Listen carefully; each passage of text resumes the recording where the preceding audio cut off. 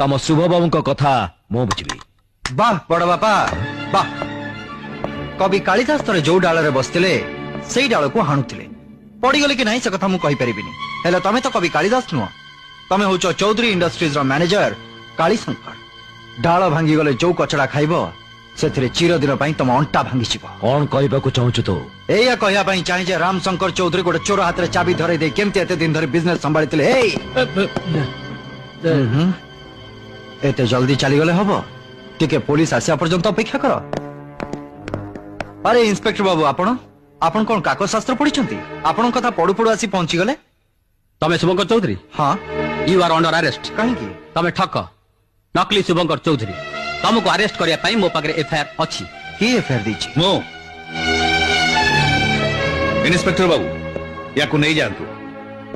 मु नकली बोली तमे ताले प्रमाण पाई सारछो जेजे बापा?